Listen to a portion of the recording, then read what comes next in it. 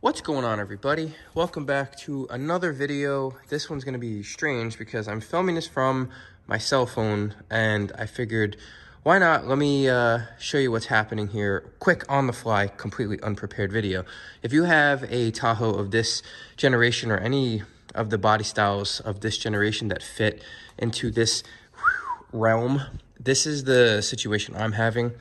I had my car lock plugged into my obdII port right down there, and one day out of nowhere it said something about high voltage, and I didn't think much of it, and I wasn't paying attention for some reason, and I didn't realize that my dash cam wasn't working, which is going to play into that in a second. I constantly get check engine lights when I go highway trips. It's a random misfire. Still can't quite figure it out. I've literally changed pretty much everything. Talk about that on another day. So I go to plug in my reader,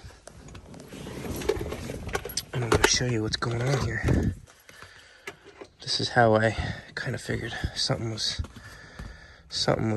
banana sandwich here.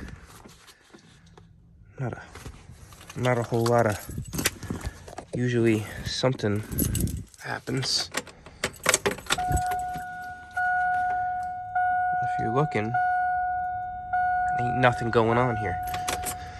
So I did a little digging online, and I found out that other people have had issues with their obdII port losing power, and it's directly related to the cigarette lighter. Excuse the mess, by the way. So I come over here, and I always have this in my car from when I had the Trackhawk, you know, Mopar life. You constantly have that. So we open up this box here, and we're looking down here, and we're looking for cigar, right?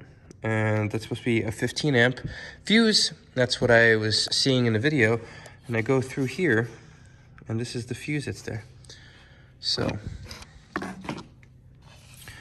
this is what we're looking at, and that is completely not the right fuse that's supposed to be in there.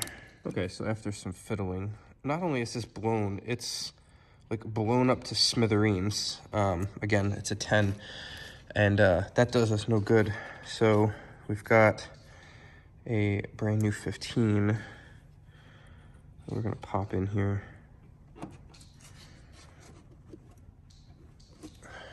Okay, and hopefully what ends up happening now is I'll have access to my obdII, and I'll have, yeah, immediately this starts working.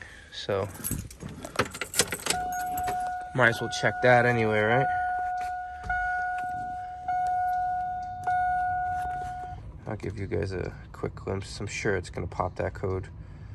Yep, it's the only code that pops up. It's always the way it is. This is the life, you know what I'm saying? So anyway, I figured I would just give you a glimpse here. Got to clear my code and got to show you something.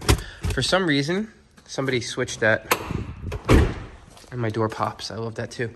Somebody switched that to a lesser than what it should have been. That's stupid, but it's something that's hopefully a quick fix for you guys.